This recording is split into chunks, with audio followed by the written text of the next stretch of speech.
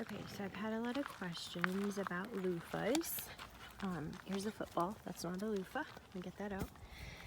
So in the spring, this vine was like a gorgeous, lush vine with yellow flowers everywhere and bumblebees, and it was amazing.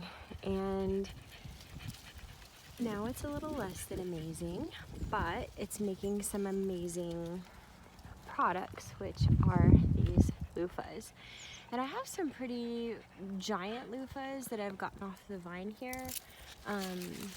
The ones that are growing here in late summer are not quite as inspiring, but valuable nonetheless. So anyway, when they're growing, they're green, and you can see they have a little like give to them. You can kind of feel that fiber inside of them.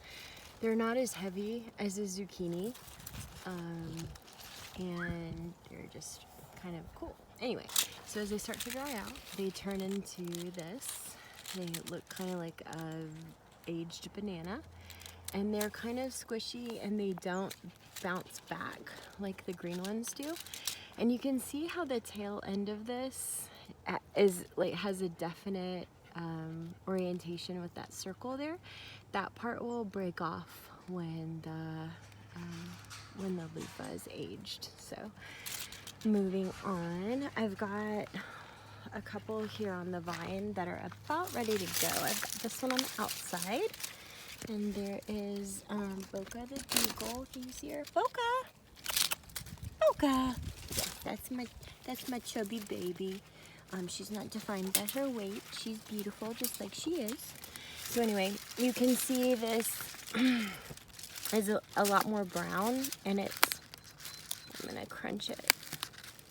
You can see it's a lot more rigid. It doesn't have that give to it anymore. This morning it was still squishy. And then I've got this one here.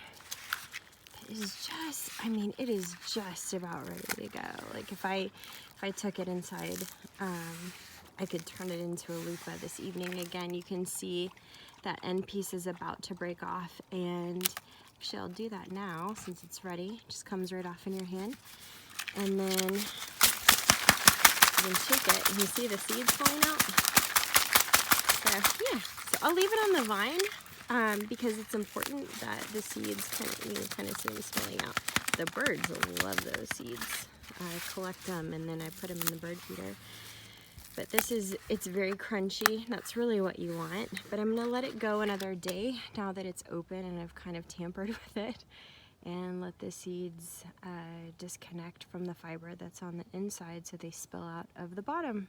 And hopefully by the time that I pull this one off the vine, I'll have a couple more to go, because I don't like to do one at a time. Here's another one that's 4 or 5 days away from being ready. And I had some that were huge. They were like as big as my thigh, but those I've already pulled off the vine, and later in the season they just don't get that big. Even if I water them, they're wore out by these 100-degree temperatures.